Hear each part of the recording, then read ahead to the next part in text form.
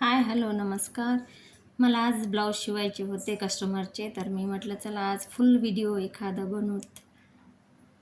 तर मग मी कटिंग पहिलंच करून ठेवलं होतं आणि ज्यांना कटिंगचे व्हिडिओ जर पाहिजेत असतील तर ते पण मी अपलोड करेल. आणि ब्लाऊजचं माप वगैरे सगळं व्यवस्थित असेल तर ब्लाऊज खरंच खूप छान परफेक्ट शिवता येते. आणि मी पण असं यूट्यूबवरच शिकले. मी काही दिवस 1 महिना 2 महिने असे क्लास केले होते, पण भरपूर गॅप झाला आणि नंतर मग यूट्यूबवर बघून बघूनच मी पूर्ण ब्लाऊज परफेक्ट शिकले. तर मग हे ब्लाऊज कट केलेलं होतं. आपण मग पूर्ण ब्लाऊज कट केल्यानंतर बॅक पार्ट घ्यायचा अस्तर आणि ब्लाऊज जेव्हा आपण कट करतो ना तेव्हा पूर्णपणे मार्किंग व्यवस्थित करून घ्यायची त्याच्यावर. आणि जिथून आपल्याला मार्जिन ठेवायचं आहे ना ते पण असं म्हणजे व्यवस्थित मार्किंग केलं ना तर आपल्याला समजून जाईल की तिथूनच एक आपल्याला फिटिंग देता येईल. शिवणकाम पण तिथूनच आलं पाहिजे. तर बघा मी व्हिडिओमध्ये दिसत आहे त्याचप्रमाणे आपल्याला करायचं आणि त्याच्यावरच टिपा टाकायच्या जिथून आपण मार्किंग केलेलं आहे. एक फिटिंग लाईन आणि एक स्टिचिंग लाईन असं येते.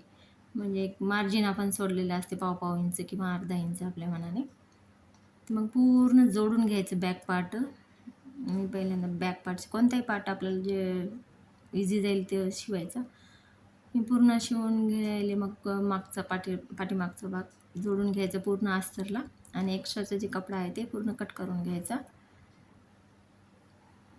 आणि पाठीमागचे टक्स वगैरे जे मारून घ्यायचे पहिलं ब्लाऊजच्या पाठीमागे जे टक्स असतात आपण किती इंचाचे दिलेले आहेत ते अर्धा अर्धा इंचाचे जेव्हा सोडतो ना आपण कटिंगमध्ये तेव्हा बरोबर तिथूनच घ्यायचं. थोडंफार इकडे तिकडे गेलं तर आपलं ब्लाऊज थोडं लूज होऊ शकते किंवा फिट होऊ शकते. त्याच्यामुळं जेवढं आपण मार्जिन सोडलेलं आहे जेवढं आपण अर्धा इंच पाव इंच जेवढं आपण सोडलेलं आहे मार्किंगमध्ये तेवढंच आपण शिवण्यामध्ये घ्यायचं. तर मग माझं बॅक पार्ट आता पूर्ण झालेलं आहे. पाठीमागचं हे टक्स देऊन घेत आहे बघा. बरोबर असं शोल्डरच्या मध्यभागी असे टक्स आले पाहिजे पाठीमागचे. तेव्हाच ब्लाऊज आपण फिटिंगमध्ये म्हणजे पाठीमागचा भाग असा उचलत नाही. आपल्याला एखाद्या दिसत नाही का एखाद्यांचं असं हाफ इंच थोडंफार वर ब्लाऊज दिसते तर ते आपल्याला दिसत नाही व्यवस्थित जर टक्स दिले तर. आणि मग समोरचा भाग घेते मी आणि हे ब्लाऊज 4 टक्सचं आहे. 4 टक्सचं खूप माझ्याकडे 4 टक्सचेच ब्लाऊज जास्त येतात. कारण मी हैदराबादला असते. इकडे सगळेच लेडीज 4 टक्स ब्लाऊज घालतात. कटोरी वगैरे जास्त नाही चालत. आणि कटोरीपेक्षा 4 टक्स ब्लाऊज खूपच चांगले बसतात फिटिंगला. त्याच्यामुळं आणि आपले ब्लाऊज शिवायला येणं खूपच चांगलं आहे. आजकाल रेट किती वाढलेले आहेत ब्लाऊजांचे आणि आपण आपलं शिवायचं किंवा मग ते शिवत जर कस्टमरचे पण आपल्याला येऊ लागले तर ते तर खूपच चांगलं आहे. मी तसंच शिकले आणि ब्लाऊज एवढे येत आहेत ना माझ्याकडं फॉल पिकोसाठी साड्या पण ब्लाऊज मी माझ्यासाठीच शिकले होते. पण मग आता कस्टमर पण येत आहेत जास्त वाढत आहेत त्याच्यामुळं मग मी घेते कस्टमरचे ब्लाऊज शिवायला. आणि खरंच चांगलं आहे बसल्या जागीच आपण काही ना काही करू शकतो. याच्यामध्ये भरपूर बेनिफिट आहे. आपण जेवढं म्हणजे घरचं काम बघत बघत हे पण करू शकतो. त्याच्यामुळं चांगलं आहे. बाहेर जाऊन ड्युटी करण्यापेक्षा मला तर बरं वाटतं हेच. म्हणजे आपल्या मनानंच जेव्हा आपल्याला शिवायचं आहे तेव्हा शिवू शकतो, आराम करू शकतो असं. तर मग हे फ्रंट पार्ट घेतलेला आहे मी. 4 टक्सला कसे कोणाला 4 म्हणजे 4 बाजूनी टक्स असतात ते आवडतात, कोणाला 3 टक्स आवडतात. तर ते ह्या ब्लाऊजला कसं आहे 3च आहेत म्हणजे एक मेन डॉट आणि 2 साईडचे इकडं. तर ते बघा मी व्हिडिओमध्ये दाखवत आहे. तसंच मग बरोबर असं शोल्डरच्या मध्यभागी आलं पाहिजे मेन डॉट. ते शिवून घ्यायचा आणि आपल्याला मार्किंग जेवढी केलेली आहे त्याच प्रकारे म्हणजे पूर्ण शिवण आलं पाहिजे त्याच्यावरच. इतकी छान फिटिंग बसते ना ह्या ब्लाऊजची. म्हणजे कटोरीचं कसं आहे समोरचा भाग असं दिसते फुगीर तसं ह्याच्यामध्ये नाही दिसत. छान असं शेपमध्ये बसते व्यवस्थित. तर बघा हे असं छान येते. शिवताना पण आपण व्यवस्थित जर शिवलं तर म्हणजे झोळ वगैरे येत नाही, चुन्या येत नाहीत. त्याच्यामुळं थोडं व्यवस्थित शिवून घाई न करता आरामशीर शिवलं तर ब्लाऊज पण व्यवस्थित शिवतो. तर मग दोन्ही पण पार्ट असे शिवून घ्यायचे आणि ह्या ब्लाऊजमध्ये ना म्हणजे एक एक कोणी कसे इनविजिबल पाय हे लावतात, क्रॉसपट्टी लावतात किंवा आपण त्याला तुम्ही बेल्ट पण म्हणतात. तर ते इनविजिबल लावलं तर छानच दिसते. आणि ज्यांना नाही येत ते मग ते असं नॉर्मल पण लावलं तरी चालते डायरेक्ट. पण मी याच्यामध्ये इनविजिबल दाखवत आहे. हे असं पूर्ण दोन्ही पण असं शिवून घ्यायची व्यवस्थित आणि कट करून घ्यायचं पूर्ण असं एक्स्ट्रा एक्स्ट्राचा भाग. ह्या ब्लाऊजला कसं असते ना, काही काही साड्या किंवा ब्लाऊज खूप असे स्मूथ असतात, ते घसरत राहतात. त्याच्यामुळे आपल्याला बॉल पिन्स हे असतात ना, तर ते फर्स्ट अटॅच करून घ्यायचे त्याला, पिना मारून घेतल्यासारखं, म्हणजे घसरत नाही तर, आणि मग शिवून घ्यायचं. दोन्ही पण व्यवस्थित टक्स वगैरे मारून घेतल्यानंतर दोन्ही ब्लाऊजाचं व्यवस्थित आलं का दोन्ही पण असं चेक करतच जायचं आपण. म्हणजे आपलं जे आपल्याला मेजरमेंटसाठी ब्लाऊज दिलेलं असते ना, ते ब्लाऊज आणि हे ब्लाऊज सेम टू सेम येत आहे का ते चेक करत राहायचं. थोडंफार कमी जास्त होत असेल तर तिथं करेक्ट करायचं. तरच आपलं ब्लाऊज म्हणजे त्यांनी दिलेल्या त्याच ब्लाऊजसारखंच आणि बरोबर फिटिंगला पण बसते.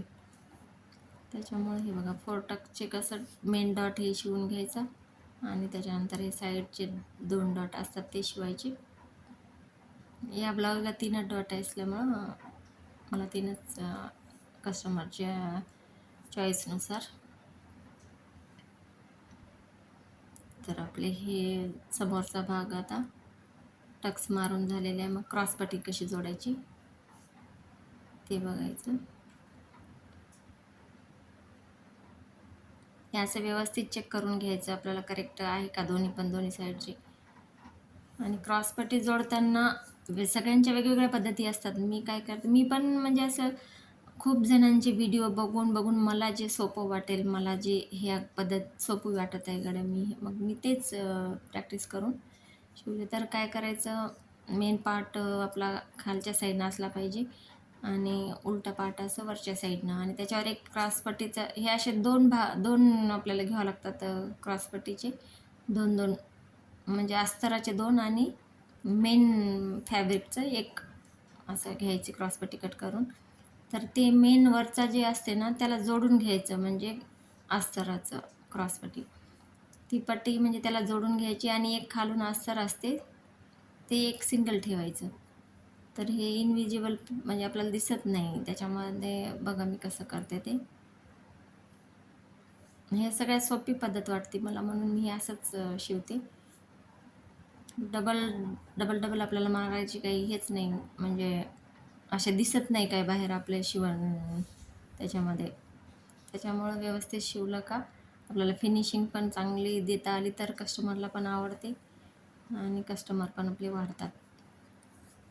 त्याच्यामुळं बघा, व्हिडिओमध्ये जसं दाखवलं त्याप्रमाणे शिवून घ्यायचं आणि एक्स्ट्राचा भाग पूर्ण कट करून टाकायचा.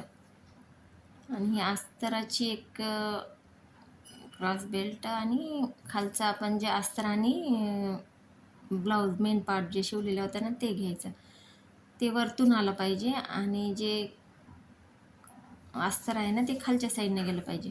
आपण मार्किंग असं करून घ्यायचं बरोबर फिक्स किती आहे ते आपल्याला, जे मेजरमेंटचं ब्लाऊज दिलेलं असते ना त्याच्यानुसार इकडून तिकडून, आणि मार्जिन तेवढंच बरोबर मारून त्याच्यावर टीप आली पाहिजे.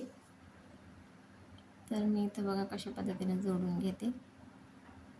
इथे एक्स्ट्रा झालेले होतं त्याच्यामुळे मी थोडीशी शिलाई मारून आणखीन थोडं कट करत आहे.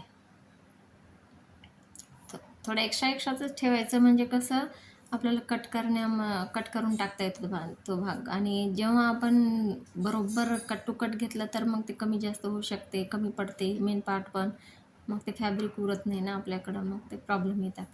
बघा खालच्या साईडला अस्तर घ्यायचं, म्हणजे अस्तराची एक क्रॉसपट्टी कट केलेली, आणि त्याच्या खालच्या साईडला आपण जे मेन फॅब्रिक आणि अस्तर हे दोन्ही मिळून जोडलेले होते ना ते जोडायचं खालच्या साईडने व्यवस्थित ठेवून असं शिवून घ्यायचं. आणि क्रॉसमध्ये शिवलं गेलं पाहिजे, कारण असं आपल्याला व्यवस्थित ती क्रॉस बेल्ट आला पाहिजे, कारण प्लेन असं समोर नाही आला पाहिजे, थोडाफार क्रॉस दिसला पाहिजे, तेव्हा कुठं बेल्ट फिक्स बसते आपल्याला.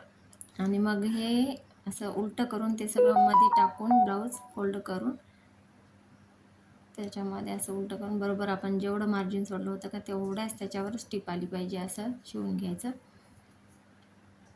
आणि त्याला सिधं करायचं. मग व्यवस्थित येते. मग बघा ह्या पद्धतीने प्रॅक्टिस केल्यानंतरच ह्या सगळ्या गोष्टी व्यवस्थित आपल्याला येऊ शकतात. आणि जर कस्टमरचे ब्लाऊज येत नसेल तर आपले आपले ब्लाऊज का होईना पण आपल्याला यायला पाहिजे शिवायला.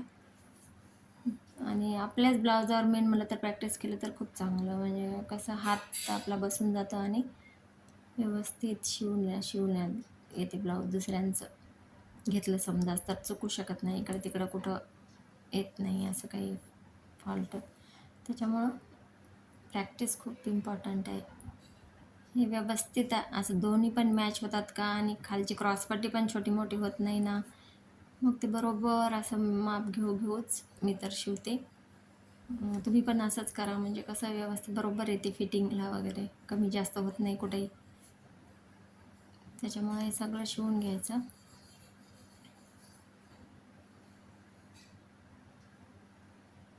पूर्ण असं आपण व्यवस्थित जर मार्किंग करूनच शिवलं ना तर ब्लाऊज कुठंच कमी जास्त होत नाही, जर माझ्या पद्धतीनं अशा पद्धतीने तुम्ही शिवसाल तर. आणि ह्याच्यामध्ये ना आपल्याला एवढं समाधान भेटते ना की ब्लाऊज आपण शिवलेले म्हणजे दुसऱ्याने पण परफेक्ट बसत आहेत गळे. माझं काही हे प्रोफेशनल असं म्हणजे प्रोफेशनच नाही की मी ब्लाऊज शिवल गळे असं मला वाटलंच नव्हतं. पण मी एज्युकेशन झाल्यानंतर ड्युटी जॉब केला आणि जॉबमध्ये कसं खूपच धावपळ होते, जाणं येणं सकाळी. मग असंच मी हे पण शिकले होते घरी बसताच आणि यूट्यूबवर बघत मी पूर्ण परफेक्ट याच्यामध्ये शिवते मग ब्लाऊज वगैरे. हे येत आहेत मला, म्हणजे प्रॅक्टिस करूनच सक्सेस पण याच्यामध्ये. चांगले पैसे ते चांगलेच भेटतात. चांगले जर आपण व्यवस्थित दिलं, फिटिंग व्यवस्थित, फिनिशिंग व्यवस्थित दुसऱ्यांना आवडली तर चांगलंच येऊ शकते ना. घरी बसल्या आपण दिवसाचे तीन ब्लाऊज तर होतातच माझे, 2-3 आणि फॉल 2-3 साड्यांचे. एवढं झालं तरी भरपूर आहे. आपण दिवसाचे 700 ते 800 रुपये कसं का होईना, 1000 रुपये तर होतेच होते, पण कमीत कमी 800-900 रुपये भरपूर आपल्याला दिवसभराचे झालेले. तर तेवढ्यामध्ये खूप छान आपलं होऊन जाते. मिस्टरांना पण असं म्हणजे आपल्याला मागायचं काही म्हणजे हेच नसते पैशांचं, आणि अडीअडचणीला आपण कामाला येतो असं समाधान भेटून जाते. त्याच्यामुळंच मी हे घेतलेलं आहे शिवायला. असं म्हणजे मी इंटरेस्टनंच, आणि कोणत्याही गोष्टीमध्ये इंटरेस्ट असला तरच आपल्याला कोणत्याही गोष्टी आपण त्याच्यामध्ये परिपूर्ण करू शकतो. तर हे आपण गळा छोटा मोठा म्हणजे कमी जास्त झालेला आहे ना, तिथून बरोबर करून घ्यायचं. थोडंफार कमी जास्त होतेच तर ते कट करून घ्यायचं. खालची क्रॉसपट्टी आणि गळा किती उंचीवर येत आहे ते, छोटा नको व्हायला आणि मोठा पण नको व्हायला, तर व्यवस्थित ते मेजरमेंटनुसारच करायचं. आणि एक्स्ट्रा झालेलं कट करायचं, आणि छोटा झाला तर थोडा त्याला मोठा करतो. पण मोठा झालेल्या गळ्यांना आपण काही करू शकत नाही, त्याच्यामुळं छोटाच ठेवायचं पहिल्यांदा. एक तर करेक्टच ठेवायचं, पण होते थोडंफार कमी जास्त शिवण्यामध्ये. त्याच्यामुळं पण काही न घाबरता जर आपण व्यवस्थित आपण कॉन्फिडेंटली आपण शिवलं ना ब्लाऊज वगैरे, तर आपल्याला येऊन जातं. माझे ब्लाऊज भरपूर पडलेत, पण आता कसं कामं करत आणि ह्याच्यामध्ये ब्लाऊज एकदा जर मिशनवर बसलं का दुसरे कामं नाही करावं वाटत. त्याच्यामुळं मी ब्लाऊज शिवण्यामध्ये खूप मला इंटरेस्ट, म्हणजे आपल्याला येऊ जर लागल्या ना त्या गोष्टी, जमत गेल्या ना, तर आपल्याला खूप त्याच्यामध्ये इंटरेस्ट वाटतो. तर आपण हे हुक्स आणि आईपट्टी शिवून घ्यायचे. 1.5 इंचाची इकडून हुक्स पट्टीचं ठेवायचं, ते अस्तरचीच लावायची, आणि इकडच्या साईडने फॅब्रिकचे असेल आपलं कपडा मेन कपड्याचे, ते 3 इंचाची ठेवून फोल्ड करून शिवून घ्यायचं. व्यवस्थित आलं आणि 2 टिपा अशा मारून घ्यायच्या.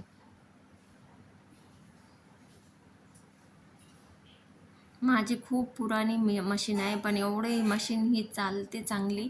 आता मला नवीन मशीन घ्यायची आहे, तर आणि आजकाल कसं पिको फॉलला जे साड्या येतात ना बायका घेऊन, ते पिको म्हणून मारतच नाही, साध्या मशीनवरच मारून द्या म्हणतात. फॉल पण आणि पिको पण एका साईडनं मी साध्या मशीनवरच मारते, टीप मारून घेते आणि दुसऱ्या साईडनं तुरपाई. सगळ्यांना तसंच आजकाल फॅशनच निघल्यासारखं झालेलं आहे ते. कारण ते नंतर म्हणजे कसं ते साडी, चांगल्या कॉस्टली साड्या असतात ते खराब होत नाही. तर म्हणजे पिकोनं कसं फोल्ड केल्या जाते ना, मग ते त्याच्यामुळं ते साड्या, हे फॉलचं कसं सिंपल असते आणि ते फॉल थोडाही खराब वाटला तरी आपण ते काढू शकतो, दुसरा लावू शकतो त्या साडीला. साडी खराब होण्याचे चान्सेस कमी असतात. आणि जे पिको फॉलची जे मशीन असते त्याने पिकोच आपण खालून पण केल्या जातं, त्याच्यामुळे ते फिक्सच बसून जाते त्याला. त्याच्यामुळे आजकाल इकडच्या बायका जास्त पसंत करणं झाल्यात तसं. म्हणून साधं सिंपल मशीनवर ते एक साईडनं मारून द्या म्हणतात आणि वरती तुरपाई मारायची. हे असं मग आता बॅक साईडचं आणि समोरच्या साईडचं जसं व्हिडिओमध्ये मी दाखवलं होतं त्याच्याप्रमाणे आपण फिटिंग लाईनला वर खाली होत नाही ना, म्हणून बरोबर मोजूनच घ्यायचं आणि पट्टी जोडून घ्यायची पाठीमागच्या साईडला. हे पाठीमागचा भाग आहे ते. इथं थोडी माझ्याने मिस्टेक झाली होती की आपण जी पट्टी जोडतो ना, ते माझ्याने जे आपण अटॅच थोडंफार करतो ती तशी उलटी साईड माझ्या वरती आली, पण काही हरकत नाही, ती खालच्या साईडनं जाते त्याच्यामुळं काही दिसून येत नाही. थोडाफार तर मिस्टेक होतातच, पण आपल्याला लक्षात आलं पाहिजे नेक्स्ट टाईम तशा नाही झाल्या पाहिजे, म्हणून परत तीच चूक नाही करायची. आता हे जोडून घ्यायचं आणि मी इथे एक टिप देते की आपण जेव्हा शोल्डर जोडतो ना दोन्ही, तर एक सरळ टिप मारून घ्यायची, जेवढं आपण मार्जिन सोडलेलं आहे तेवढंच बरोबर. आणि गळ्याच्या साईडला थोडंसं 2 ते 3 लाईन, म्हणजे आपल्या इंची टेपानं 2 लाईन असं क्रॉसमध्ये थोडंसं मारायचं, म्हणजे कसं गळा फिक्स असं बसतो, उतरत नाहीत, शोल्डर उतरतच नाही. हे खूप इम्पॉर्टंट टिप्स आहे. मी पण व्हिडिओमध्येच एका बघितलं, खूप छान बसतात ते ब्लाऊज, म्हणजे असे शोल्डर उतरण्याचे चान्सेस नसतातच बिलकुलच. मोठ्या मोठ्या गळ्यामध्ये जास्त गळावर म्हणजे 9, 10 किंवा 11 जे गळे असतात त्याची उंची, तर त्या गळ्याच्या शोल्डरचं खूप असं उतरण्याचे प्रमाण वाटते. तर पण हे अशा पद्धतीने शिवले ना तर नाही उतरू शकत. तर बघा, झालं आता ब्लाऊज कंप्लीट आणि आता बाह्या जोडून घ्यायचे आहे. उलट्या साईड आणि सीधी साईड, मी याला उलटं सीधं करते त्याच्यामुळं ना, म्हणजे सीधी साईड वर असायला पाहिजे आणि उलटी साईड खालच्या साईडनं. कधी कधी काय होते, दोन्ही बाह्या एकाच साईडच्या होऊन जातात, त्याच्यामुळे आपण अशी मार्किंग करून घ्यायची, राईट राईट असं केलं त्याच्यावर खुणा जरा, आणि ते त्या दोन्ही पण साईडने एकमेकांच्या समोरासमोर आल्या पाहिजे, तर कसंच उलटं सीधं होत नाही आपलं, बरोबर येऊन जाते. म्हणजे जे समोरची खोलगट बाजू जी असते ना, ते बरोबर दोन्ही एकमेकांच्या समोर येऊन जातात. कधी कधी होऊ शकतं असं की दोन्ही बाह्या एकाच हाताच्या होऊन जातात, त्याच्यामुळं डबल उकलायचं, डबल शिवायचं, हे असे चान्सेस खूप कमी. आणि थोडाफार आपलाही दिमाग लावून शिवावंच लागतं हा ब्लाऊज, कारण त्यांनी जे यूट्यूबवाले सांगतात ते कधी कधी फिक्सच सांगतात, कारण ते ॲक्युरेट त्यांना येते आणि खूप त्यांचा एक्सपिरियन्स असतो. आणि ह्याच्यामध्ये जेवढा आपल्याला एक्सपिरियन्स येईल ना, तेवढं आपण शिकत जाऊ, तेवढं ब्लाऊज चांगल्या पद्धतीने आपण शिवू शकतो. तर मग इथं माझी बाही जोडून घ्यायली, उलटं सीधं करून घेतलं मी, आणि परत एकदा वरतून एक अस्तरच्या साईडनं एक टीप मारून घ्यायची आणि परत अशी एक वर मारून घ्यायची. ह्या कस्टमरला तुरपाई लावून, म्हणजे तुरपाईचेच ब्लाऊज आवडतात, ते हँड्सला तुरपाई केली पाहिजे असं, म्हणून परत एक टीप मारून घेतली आणि परत त्याला फोल्ड करून मध्ये हातशिलाई द्यायची आहे नंतर. काही जणांना असं आवडते, काही जणाला तसं, कारण हे असं बघा, कारण का हे पण फिनिशिंगला छान दिसते, असं पण ठेवू शकता, आणि कोणाला नाही आवडत तर मग ते तुरपाई ठेवण्यासाठी एक आपण अशी फोल्ड करून टीप द्यायची आणि ते नंतर उसवून टाकायची जेव्हा आपण तुरपाई झाल्यानंतर करू तेव्हा. तर एक्स्ट्राचा भाग कट करून टाकायचा. आणि आपल्याला बाही जोडायला कमी पडते ना, तर त्याच्यासाठी ही एक टीप आहे. जे असं साईडचा आपण कट केलेला असते तेच कपडा घ्यायचा. आता हे इथं मी बघत आहे, म्हणजे कमी जास्त तर होत नाही ना, बाही रुंदीला म्हणजे उंचीला कमी तर पडत नाही ना, म्हणून. आणि हे असं मी सांगितल्याप्रमाणे हे असं एक, त्यांना तुरपाई आवडते त्याच्यामुळे एक फोल्ड असं करून घ्यायचं आणि ते हे शिलाई नंतर काढून टाकायची तुरपाई केल्यानंतर. मग असं हे समोरचा भाग पुढे आला पाहिजे आणि मागचाही बरोबर आलं की नाही ते चेक करून घ्यायचं. आणि साईडला जेव्हा आपण शिवतो ना तेव्हा म्हणजे कसं बाही ही थोडीफार कमी जास्त होतेच. तर त्याच्यासाठी टिप मी सांगत होते. काय करायचं, मेन पार्ट साईडचं जेव्हा कट करतो ना तेव्हा आपण थोडं त्याच्याबरोबरच कट करायचं आणि बाईला वरच्या साईडनं जोडायचं आणि खालून एक अस्तर, दोन्ही साईडनं सेम सेम होऊन जाते, म्हणजे कमी जास्त होतच नाही. इकडच्या साईडनं जोडून घ्यायचं, मग खालच्या साईडनं अस्तर ठेवून व्यवस्थित आणि वरच्या साईडनं मेन फॅब्रिक ठेवून ते असं जोडल्यामुळं कसं व्यवस्थित अशी बाई फिटिंगला चांगली बसते आणि आपलं दिसत पण नाही की आपण इथून जोड दिलेला आहे इकडे.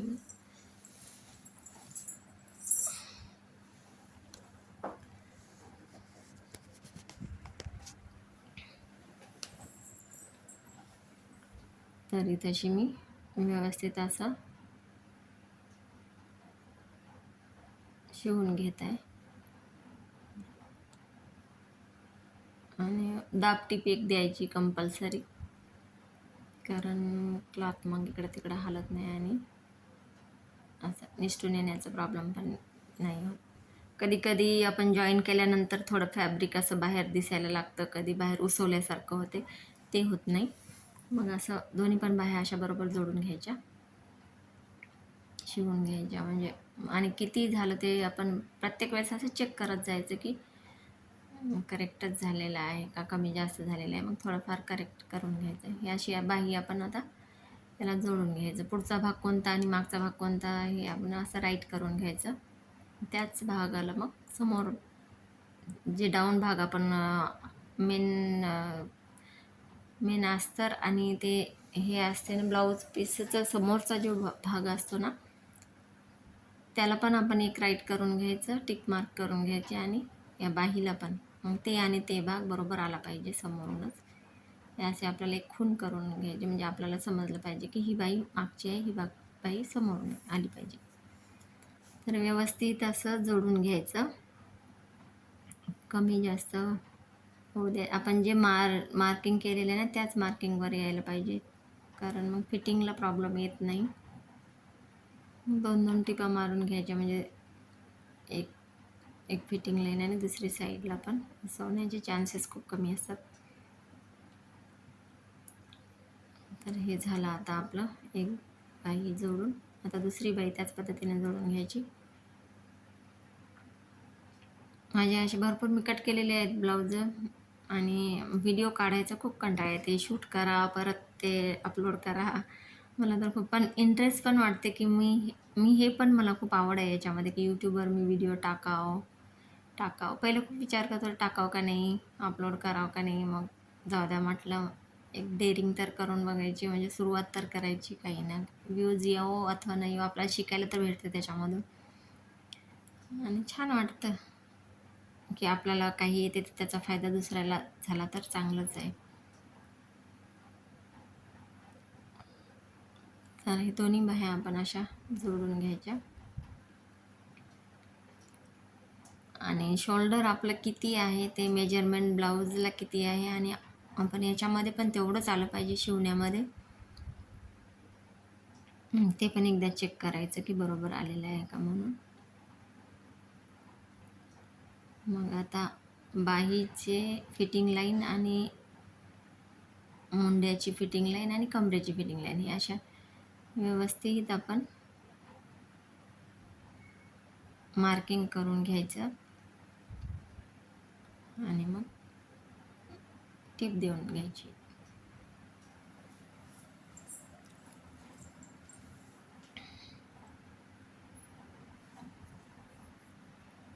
जिथून आपली लाईन आपण पहिल्यांदा फिटिंगची करतो पण कमी जास्त शिवण्यामध्ये येतेच, त्याच्यामुळं थोडंफार कमी जास्त होऊ शकते. त्यामुळं हे कंपल्सरी आहे की आपण चेक बरोबर करत राहायचं.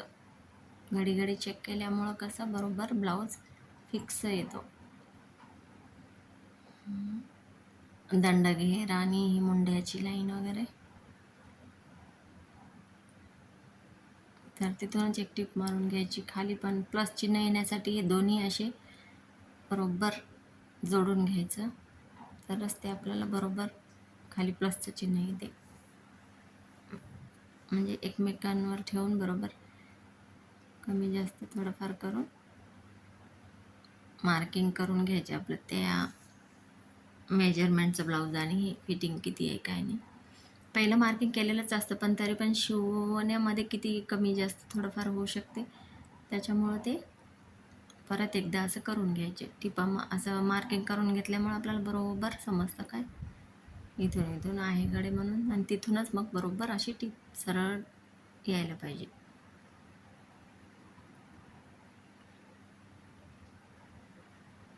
मग अशा 2-3 लाईन अशा मारून घ्यायच्या, फिटिंग लाईन आणि दुसऱ्या 2-4 शिलाई. कधीतरी फ्युचरमध्ये आपल्याला जाड बारीक झालं तर उसवण्याला मदत होते.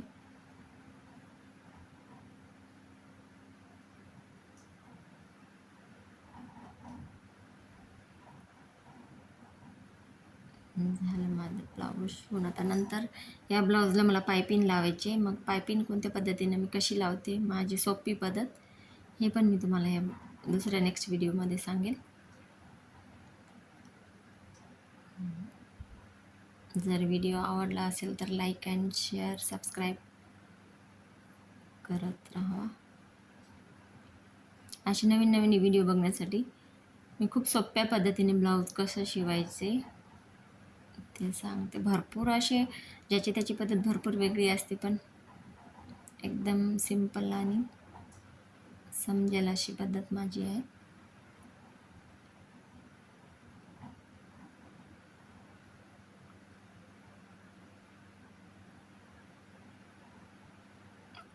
तर हे हाताला बाहीचा घेर आणि हे मुंडयाचं बरोबर असं जोडून घ्यायचं, मार्किंग करून घ्यायचं, म्हणजे कमी जास्त व्हायला नको, नाहीतर एक बाही कमी आणि एक बाही लांबीला कमी जास्त होते. तर आपण हे जोडून घेऊ आता.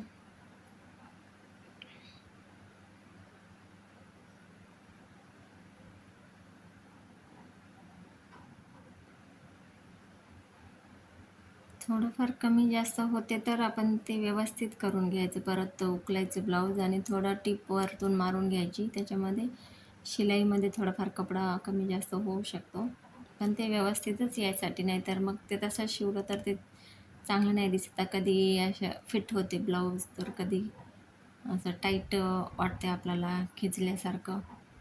तर ते नाही यायसाठी आपल्याला जे काही करायचं काम ते आपण मनापासून जर केलं ना, त्याच्यामध्ये आपल्याला इंटरेस्ट पण वाटतो आणि सक्सेस पण होते त्याच्यामध्ये. मी तर असंच हे शिकले आणि असंच शिवते पण व्यवस्थित येतात माझे ब्लाऊज वगैरे. काही प्रॉब्लेम आतापर्यंत तर बायकांचे नाही आलेले आहेत. आणि हे ब्लाऊज थोडं लूज राहण्यासाठी आपल्याला थोडं मार्जिन दिलेलं असते ना, मग त्याला थोडेसे कट्स मारून घ्यायचे. तर बघा, झालं माझं हे ब्लाऊज पूर्ण शिवून. सगळं परत एकदा चेक करायचं की व्यवस्थित आलेलं आहे का, दोन्ही बाह्या आणि पूर्ण ब्लाऊज, कंबर, हे म्हणजे फिटिंग व्यवस्थित आहे का सगळं. ब्लाऊजाचं कमी जास्त झालं जर असेल तर आपण एखादी टीप मारू शकतो. माझं थोडंसं पाव इंच असं वाटत आहे की मला जास्त झालं, त्याच्यामुळं थोडीशी अशी क्रॉसमध्ये लाईन मारून घ्यायची, म्हणजे कसं व्यवस्थित आणि त्याच याच्यावर आलं पाहिजे. इकडं तिकडं परत नाही, परत मग ते म्हणजे आपल्याला फिट होण्याचे चान्सेस असतात. तर कारण आपली फिटिंग लाईन व्यवस्थित आहे आणि परत फिटिंग दिलं तर आणखीनच फिट होऊन जाईल ब्लाऊज. त्याच्यामुळे परत एकदा चेक करायचे की आलेलं आहे का व्यवस्थित. बघा आता बरोबर आणि झालेलं आहे. आणि असे 2 ब्लाऊज मी आणखीन कट करून ठेवले, मग ते पण मी शिवेल. आणि थँक्यू.